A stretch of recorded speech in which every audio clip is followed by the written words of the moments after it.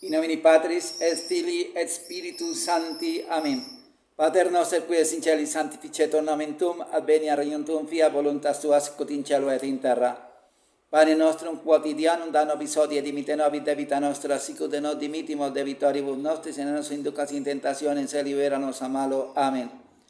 Ave María, gracia plena, omnes benedicta mulieris, benedictus fructus ventris tui, Iesus. Santa María, Mater Dei, ora pro nobis peccatoribus, nunc et in hora mortis nostre. Amen. Ave María, gracia plena, omnes benedicta mulieris, benedictus fructus ventris tui, Iesus. Santa María, Mater Dei, ora pro nobis peccatoribus, nunc et in hora mortis nostre. Amen. Ave María, gracia plena, omnes benedicta mulieris, benedictus fructus ventris tui, Iesus. Santa María, Mater Dei, ora pro nobis peccatoribus, nunc et in hora mortis nostre. Amen. Gloria Patri et Filio et Spiritui Sancto, sicut erat in principio et nunc et in saecula saeculorum. Amen. Santi Micael Arcangelo, defendenos sempre elio contra iniquitia insidia diablo est presidium. Impere le Deus supplica te pecamos, tuque Prince ministre celeste, Satanarius que espíritu maligno que particione en el mal, propagando in mundo divina virtute in inferno detrute. Amen. In nomine Patris et Filii et Spiritus Sancti. Amen. Este video tiene como objetivo hacer un homenaje al Sacratísimo Corazón de nuestro Rey y Señor Jesucristo hoy en su fiesta. Yo soy el Padre José Manuel, le agradezco que estén mirando el video y ojalá que lo vean hasta el final o lo escuchen hasta el final. El video trata sobre la encíclica Miserentissimus Redentor del 8 de mayo de 1928 de su santidad el Papa Pío XI sobre la comunión expiatoria debida al Sacratísimo Corazón de Jesús. De hecho, como no se tiene la comunión, pues entonces pueden hacerlo espiritualmente. De todas maneras, tomemos esto como crecimiento espiritual para que tengamos mucho más amor a las fibras del dulcísimo corazón de Jesús, que como le dijo a Santa Margarita, he aquí este corazón que tanto ha amado a los hombres y no recibe sino desprecios e ingratitudes. Entonces, para que nosotros tratemos de espiar en algo al dulcísimo corazón de Jesús. La encíclica es un poquitito larga, pero vamos a tratar de grabarla en un solo video. Por lo tanto, les pido paciencia y un poquito de generosidad en honor y la gloria de Dios. Empieza. Venerables hermanos, salud y bendición apostólica. La promesa de nuestro divino Redentor. Nuestro misericordiosísimo Redentor, después de conquistar la salvación del linaje humano en el madero de la cruz y antes de su ascensión al Padre desde este mundo, dijo a sus apóstoles y discípulos acongojados de su partida para consolarles: mirad que yo estoy con vosotros todos los días hasta el fin del mundo. Vos dulcísima prenda de toda esperanza y seguridad. Esta voz, venerables hermanos, viene a la memoria fácilmente cuantas veces contemplamos desde esta elevada cumbre la universal familia de los hombres, de tantos males y miserias trabajada, y aún la iglesia de tantas impugnaciones sin tregua y de tanta acechanza oprimida, fruto de la promesa. Esta divina promesa, así como en un principio levantó los ánimos abatidos de los apóstoles y levantado los encendió e inflamó para esparcir la semilla de la doctrina evangélica en todo el mundo, así después alentó a la iglesia a la victoria sobre las puertas del infierno. Ciertamente en todo tiempo estuvo presente a su iglesia nuestro Señor Jesucristo, pero lo estuvo con especial auxilio y protección cuantas veces se vio cercada de más graves peligros y molestias para suministrarle los remedios convenientes a la condición de los tiempos y a las cosas con aquella divina sabiduría que toca de extremo a extremo con fortaleza y todo lo dispone con suavidad. Pero no se encogió la mano del Señor en los tiempos más cercanos, especialmente cuando se introdujo y se difundió ampliamente aquel error del cual era de temer que en cierto modo sacara las fuentes de la vida cristiana para los hombres, la fuente de la vida cristiana para los hombres, alejándolos del amor y del trato con Dios. Propósito de la encíclica. Mas como algunos del pueblo tal vez desconocen todavía y otros desdeñan aquellas quejas del Santísimo Jesús al aparecerse a Santa Margarita María de Alacoque y lo que manifestó esperar y querer a los hombres en provecho de ellos, plácenos, venerables hermanos, deciros algo acerca de la honesta santificación a que estamos obligados respecto al corazón sacratísimo de Jesús, con el designio de que lo que os comuniquemos cada uno de vosotros lo enseñe a la grey y lo excite a practicarlo. Culto especial. Entre todos los testimonios de la infinita benignidad de nuestro Redentor resplandece singularmente el hecho de que cuando la caridad de los fieles se entibiaba, la caridad de Dios se presentaba para ser honrada con culto especial, y los tesoros de su bondad se descubrieron por aquella forma de devoción con que damos culto al corazón sacratísimo de Jesús, en quien están escondidos todos los tesoros de la sabiduría y de la ciencia. Pues así como en otro tiempo quiso Dios que a los ojos del humano linaje que salía del arca de Noé resplandeciera como signo de pacto de amistad el arco iris que aparece en las nubes, así en los turbulentísimos tiempos de la moderna edad, serpeando la herejía jansenista, la más astuta de todas, enemiga del amor de Dios y de la piedad, que predicaba que no tanto ha de amarse a Dios como Padre, cuanto temérsele como implacable juez, el benignísimo Jesús mostró su corazón como bandera de paz y caridad desplegada sobre las gentes, asegurando cierta la victoria en el combate. A este propósito, nuestro predecesor León XIII, de feliz memoria, en su encíclica Annum Sacrum, admirando la oportunidad del culto al Sacratísimo Corazón de Jesús, no vaciló en escribir: cuando la Iglesia en los tiempos cercanos a su origen sufría la opresión del yugo de los césares, la cruz aparecida en la altura a un joven emperador fue simultáneamente signo y causa de amplísima victoria lograda inmediatamente. Otro signo se ofrece hoy a nuestros ojos, faustísimo y divinísimo, el Sacratísimo Corazón de Jesús, con la cruz opuesta, resplandeciendo entre llamas con espléndido candor. En él han de colocarse todas las esperanzas, en él han de buscar y esperar la salvación todos los hombres. El culto al Divino Corazón.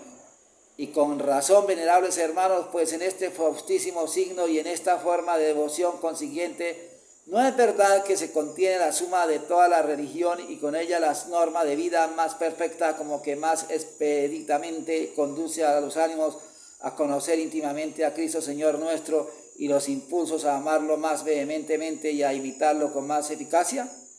Nadie extrañe, pues, que nuestros predecesores incesantemente vindicaron esta probadísima devoción de las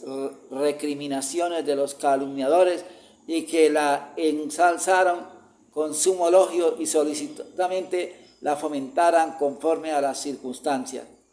Así, con la gracia de Dios, la devoción de los fieles al Sacratísimo Corazón de Jesús ha ido de día en día creciendo, de aquí a aquellas piadosas asociaciones que por todas partes se multiplican para promover el culto del corazón divino. De aquí la costumbre hoy ya extendida por toda parte de comulgar el primer viernes de cada mes, conforme al deseo de Cristo Jesús.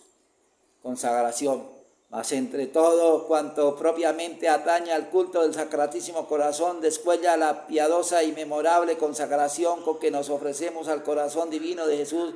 con todas nuestras cosas, reconociéndole como recibidas de la eterna bondad de Dios, después que nuestro Salvador, movido más que por su propio derecho, por su inmensa caridad para con nosotros, enseñó a la inocentísima discípula del corazón, Santa Margarita María, cuánto deseaba que los hombres le rindiesen este tributo de devoción. Ella fue, con su maestro espiritual, el padre Claudio de la Colombier, la primera en rendirlo. Siguieron andando el tiempo los individuos particulares, después las familias privadas y las asociaciones, y finalmente los magistrados, las ciudades y los reinos. Mas como en el siglo precedente y en el nuestro, por las maquinaciones de los impíos, se llegó a despreciar el imperio de Cristo nuestro Señor, y al declarar públicamente la guerra a la Iglesia con leyes y mociones populares contrarias al derecho divino y a la ley natural, y hasta hubo asambleas que gritaban: No queremos que reine sobre nosotros.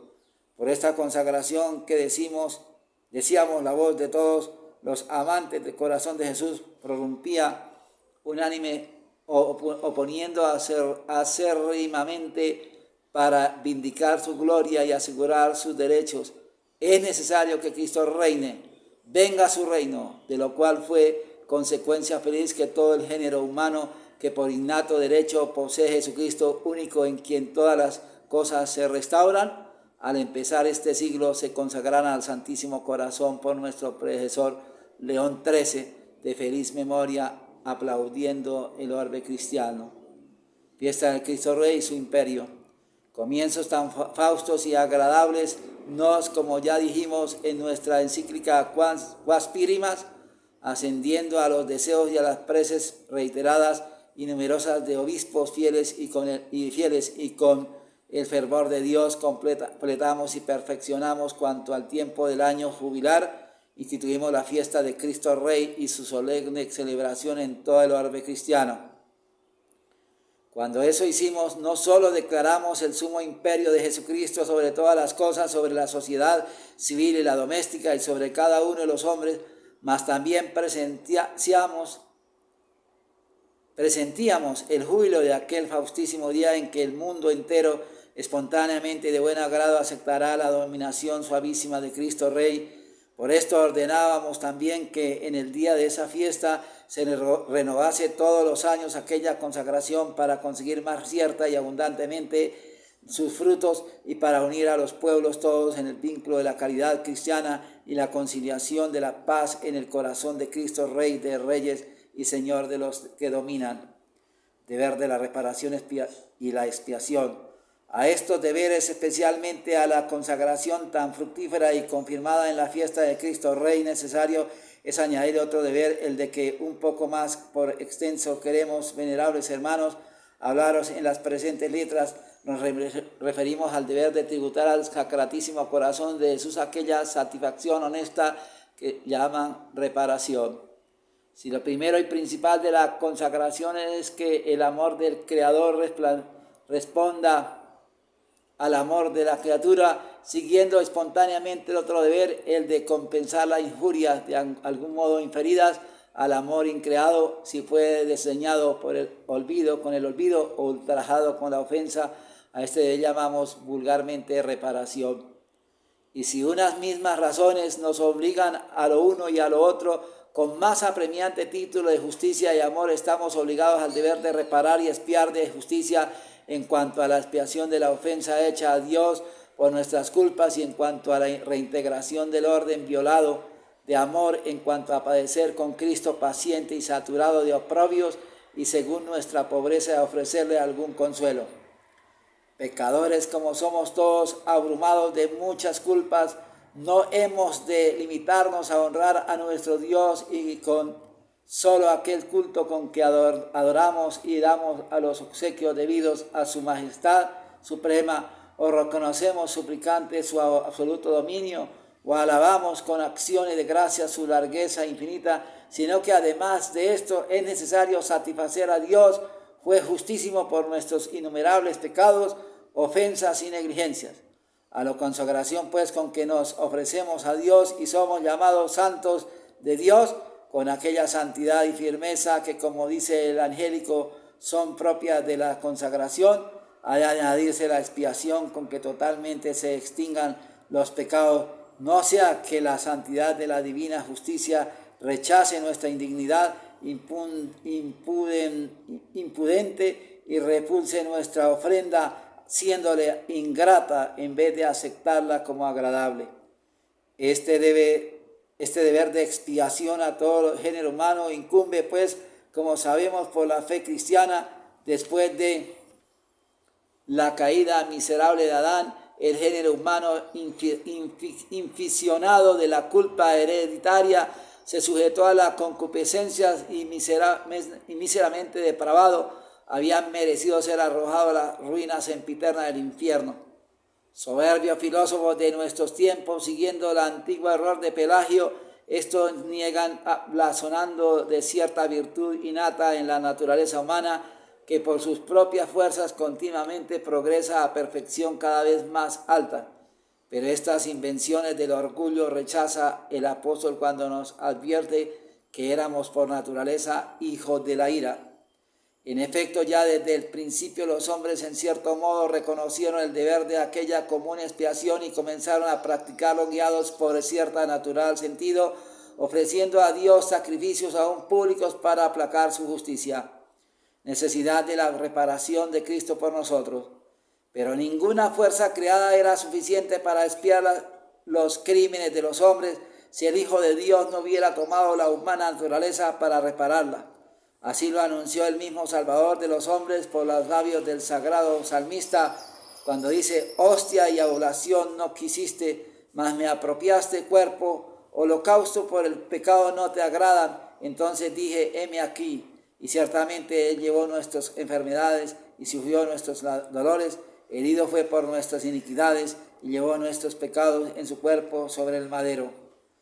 borrando la cédula del decreto que nos era contraria, quitándole de un medio y enclavándola en la cruz, para que muertos al pecado vivamos a la justicia. Necesidad de unir nuestra reparación a la reparación de Cristo. Mas aunque la copiosa redención de Cristo sobreabundantemente perdonó nuestros pecados, pero por aquella admirable disposición de la divina sabiduría, según la cual ha de contemplarse en nuestra carne lo que falta en la pasión, ha de completarse en nuestra carne lo que falta en la pasión de Cristo por su cuerpo, que es la iglesia, aún a las oraciones y satisfacciones que Cristo ofreció a Dios Padre en nombre de los pecadores. Pidamos y debemos añadir también las nuestras. Unión íntima con Cristo en la acción reparadora por excelencia de la Santa Misa. Necesario es no olvidar nunca que toda la fuerza de la expiación pende únicamente del cruento sacrificio de Cristo, que por modo incruento se renueva sin interrupción en nuestros altares,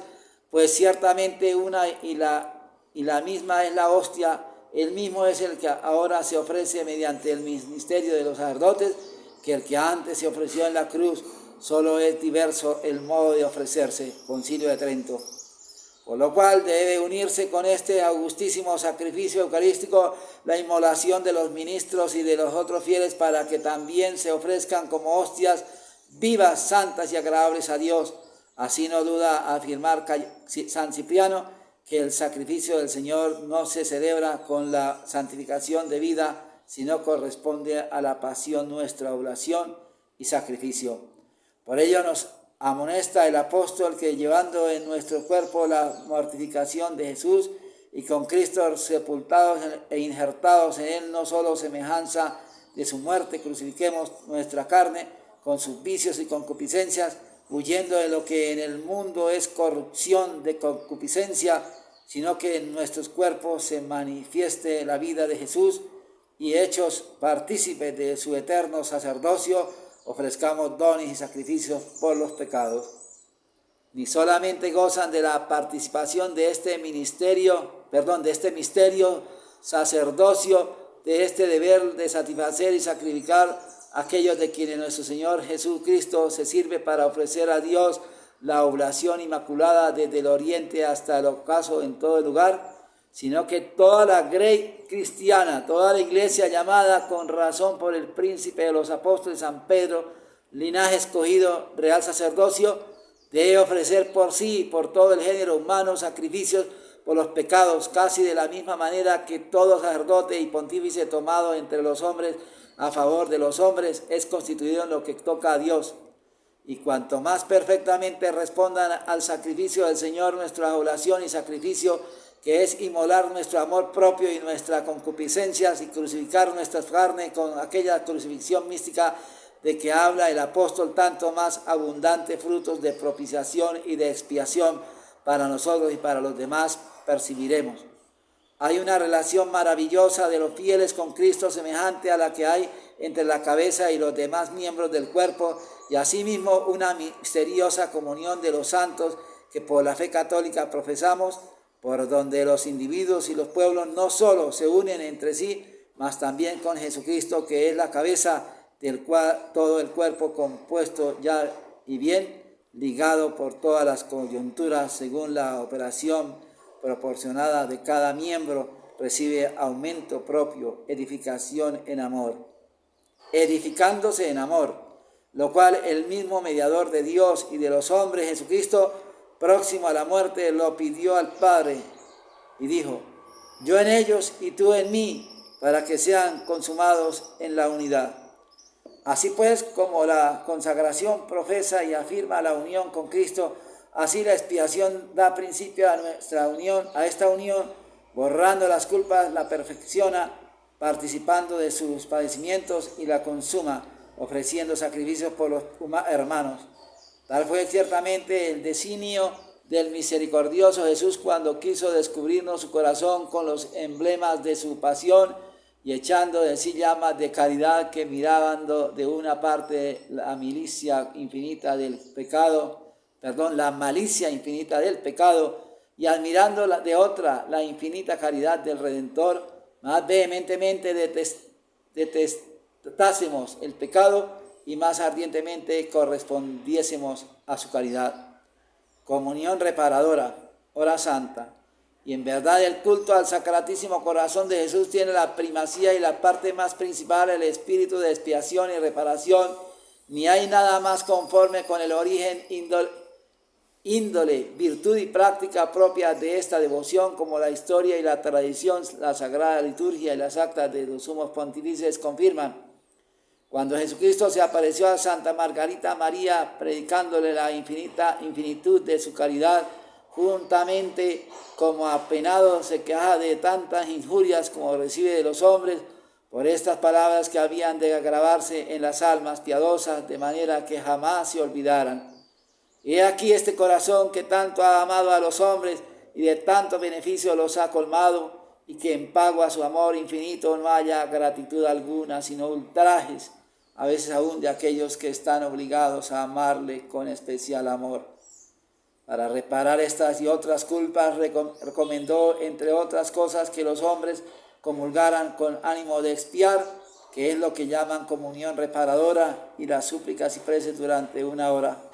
que propiamente se llama la hora santa, ejercicio de piedad que la Iglesia no solo aprobó, sino que enriqueció con copiosos favores espirituales, pecados previstos y reparación prevista. Mas, ¿cómo podrán estos actos de reparación consolar a Cristo, que dichosamente reina en los cielos? Respondemos con palabras de San Agustín: dame un corazón que ame y sentirá lo que digo. Un alma de veras amante de Dios, si mira al tiempo pasado, ve a Jesucristo trabajando, doliente, sufriendo durísimas penas por nosotros los hombres y por nuestra salvación. Tristeza, angustias, oprobios, quebrantos por nuestras culpas, sanándonos con sus llagas, de todo lo cual tanto más hondamente se penetran las almas piadosas, cuando más claro ven que los pecados de los hombres en cualquier tiempo cometidos fueron causa de que el Hijo de Dios se entregase a la muerte, y aún ahora esta misma muerte, con sus mismos dolores y tristezas, de nuevo le infieren, ya que cada pecado renueva a su modo la pasión del Señor, conforme a lo del apóstol que dice: nuevamente crucifican al Hijo de Dios y les ponen a vituperio. Nuestros pecados no se habían cometido aún, pero eran previstos. También por ellos el alma de Cristo se constituyó hasta la muerte. Igualmente previó nuestra reparación, y no cabe duda de que de ella sacó consuelo ya en aquel momento en que se le apareció un ángel del cielo, para consolar su corazón oprimido de tedio y angustias. En efecto, podemos y debemos consolar aquel corazón sacratísimo, incesantemente ofendido por los pecados y la ingratitud de los hombres, por este modo admirable pero verdadero, pues alguna vez, como se lee en la Sagrada Liturgia, el mismo Cristo se queja a sus amigos del desamparo, diciendo por los labios del salmista: improperio y miseria esperó mi corazón, y busqué quien compartiera mi tristeza y no hubo, busqué quien me consolara y no lo hallé. La pasión continúa y se completa. Añádese que la pasión expiadora de Cristo se renueva en cierto modo y de continuo, y se completa en el cuerpo místico que es la Iglesia, pues sirviéndonos de otras palabras de San Agustín, Cristo padeció cuanto debió padecer, nada falta a la medida de su pasión. Completa está la pasión, pero en la cabeza faltaban todavía las pasiones de Cristo en el cuerpo. Nuestro Señor se dignó declarar esto mismo cuando, apareciéndose a Saulo, que respiraba amenazas y muerte contra los discípulos, le dijo: yo soy Jesús a quien tú persigues, significando claramente que en las persecuciones contra la iglesia es a la cabeza divina de la iglesia a quien se veja e impugna. Con razón pues Jesucristo, que todavía en su cuerpo místico padece, desea tenernos por socios en la expiación, y esto pide con él nuestra propia necesidad, porque siendo como somos cuerpo místico de Cristo, necesario es que lo que padezca la cabeza lo padezca con ella los miembros. La reparación en los tiempos presentes. Cuánta sea especialmente en nuestros tiempos la necesidad de esta expiación y reparación, no se le ocultará a quien vea y contemple este mundo, como dijimos, puesto en maldad. De todas partes sube a nosotros clamor de pueblos que gimen, cuyos príncipes o rectores se congregaron y confabularon a una contra el Señor y su iglesia. Por esas regiones vemos atropellados todos los derechos divinos y humanos, derribados y destruidos los templos, los religiosos y religiosas expulsados de sus casas, afligidos con ultrajes, tormentos, cárceles, hambre, multitudes de niños y niñas arrancados del seno de la madre iglesia e inducidos a renegar y blasfemar de Jesucristo, y a los más horrendos crímenes de la injuria, de la lujuria, todo el pueblo cristiano duramente amenazado y oprimido, puesto en el trance de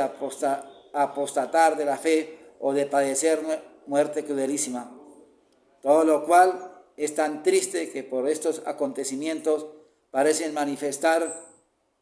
los principios de aquellos dolores que habían de proceder al hombre de pecado que se levanta contra todo lo que se llama Dios o que se adora. Y aún más triste y venerables hermanos, que entre los mismos fieles lavados con el bautismo, con la sangre del Cordero inmaculado y enriquecidos con la gracia, haya tantos hombres de todo orden o clase que con increíble ignorancia de las cosas divinas, inficcionados de doctrinas falsas, viven vida llena de vicios, lejos de la casa del Padre, vida no iluminada por la luz de la fe, ni alentada de la esperanza en la felicidad futura, ni caldeada y fomentada por el calor de la caridad, de manera que todas parecen sentados en las tinieblas y en las sombras de la muerte. Cunde además entre los fieles la incuria de las eclesiásticas disciplina de aquellas antiguas instituciones en que toda la vida cristiana se funda y con que se rige la sociedad doméstica y se defiende la santidad del matrimonio,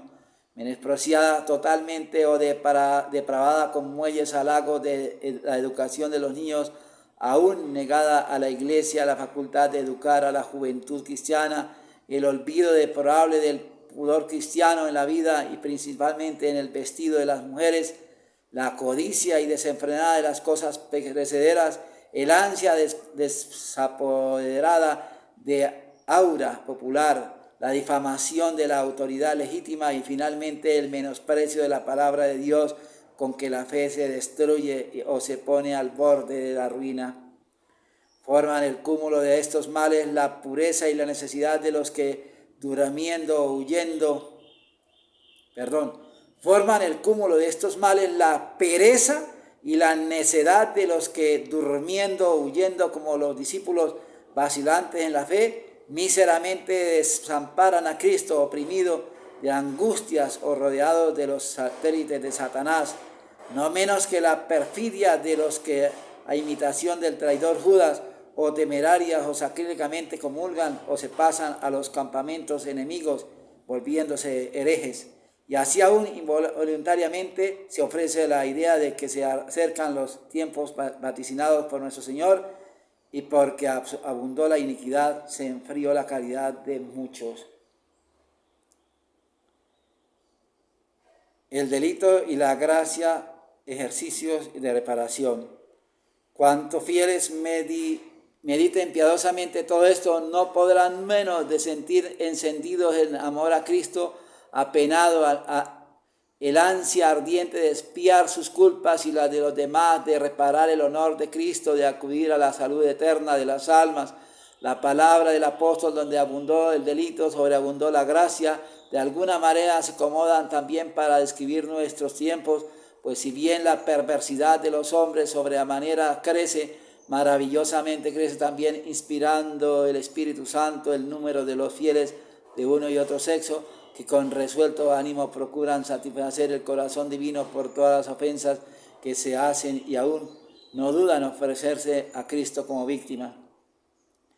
Quien con amor medite cuanto hemos dicho y en lo profundo del corazón lo grave, no podrá menos de aborrecer y de abstenerse de todo pecado como de sumo mal, se entregará a la voluntad divina y se afanará por reparar el ofendido honor de la divina majestad, ya orando asiduamente, ya soportando pacientemente las mortificaciones voluntarias y las aflicciones que sobrevinieren, ya en fin ordenando a la expiación toda su vida. Aquí tienen su origen muchas familias religiosas de varones y mujeres que con celo ferviente y como ambicioso de servir se proponen hacer día y noche las veces del ángel que consoló a Jesús en el huerto. De aquí las piadosas asociaciones, asimismo aprobadas por la sede apostólica y enriquecidas con indulgencia, que hacen suyo también este oficio de la expiación con ejercicios convenientes de piedad y de virtudes. De aquí finalmente los frecuentes y solemnes actos de desagravio encaminados a reparar el honor divino, no solo por los fieles particulares, sino también por las parroquias, las diócesis y las ciudades. Disposiciones respecto a las fiestas del Sagrado Corazón y esperanzas. Pues bien, venerables hermanos, así como la devoción de la consagración en sus comienzos humilde, extendida, después empieza a tener su deseado esplendor con nuestra confirmación, así la devoción de la expiación o reparación desde un principio santamente introducida y santamente propagada, nos deseamos mucho que más firmemente sancionada por nuestra autoridad apostólica, más solemnemente se practique por todo el universo católico. A este fin disponemos y mandamos que cada año en la fiesta del Sacratísimo Corazón de Jesús, fiesta que con esta ocasión ordenamos se eleve al grado litúrgico de doble, de primera clase con octava, en todos los templos del mundo se rece solemnemente el acto de reparación al Sacratísimo Corazón de Jesús, cuya oración ponemos al pie de esta carta para que se reparen nuestras culpas y se resarzan los derechos violados de nuestro sumo Rey y amantísimo Señor. No es de dudar, venerables hermanos, sino que de esta devoción santamente establecida y mandada a toda la Iglesia, mucho y preclaros bienes sobrevendrán no solo a los individuos, sino a la sociedad sagrada, a la civil y a la doméstica, ya que nuestro mismo Redentor prometió a Santa Margarita María que todos aquellos que con esta devoción honraran a su Sacratísimo Corazón serían colmados con gracias celestiales. Los pecadores ciertamente viendo al que traspasaron y conmovidos por los gemidos y llantos de toda la Iglesia doliente de las injurias inferidas al sumo Rey, volverán a su corazón, no sea que obcecados e impenitentes en sus culpas, cuando vieren a aquel a quien hirieron venir en las nubes del cielo, tarde y en vano lloren sobre él. Los justos más y más se justificarán y se santificarán, y con nuevos fervores se entregarán al servicio de su Rey, a quien miran tan menospreciado y combatido, y con tantas contumelias ultrajado, pero especialmente se sentirán enardecidos para trabajar por la salvación de las almas, penetrados de aquella queja de la divina víctima. ¿Qué utilidad en mi sangre? Y de aquel gozo que recibirá el corazón sacratísimo de Jesús por un solo pecador que hiciere penitencia. Especialmente anhelamos y esperamos que aquella justicia de Dios, que por 10 justos movidos a misericordia habrá perdonado a los de Sodoma, mucho más perdonará a todos los hombres suplicantemente invocadas y felizmente aplacadas por toda la comunidad de los fieles unidos en Cristo, su mediador. Plegaria y bendición apostólica. Plazcan finalmente a la benignísima Virgen Madre de Dios nuestros deseos y esfuerzos, que cuando nos dio a nuestro Redentor, cuando lo alimentaba, cuando al pie de la cruz le ofreció como hostia por su unión misteriosa con Cristo y singular privilegio de su gracia, fue como se la llama piadosamente reparadora. Nos confiados en su intercesión con Cristo, que siendo el único mediador entre Dios y los hombres, quiso asociarse a su Madre Santísima como abogada de los pecadores, dispensadora de las gracias y mediadora amantísimamente. Os damos como prenda de los deseos, dones celestiales de nuestra paternal benevolencia, a vosotros, venerables hermanos, y a toda la grey confiada a vuestro cuidado, la bendición apostólica. Dado en Roma junto a San Pedro el 8 de mayo de 1928, séptimo de nuestro pontificado, Pío Papa XI. Adiutorium nostrum nomini Domini, qui feci celum et terram. Domini exaudieros in meam, et comodos ad veniam, in camo Domini de gracia. Benedicat vos omnipotens Deus, Pater et Filius et Spiritus Sancto. Amén. Que en todo Dios sea glorificado.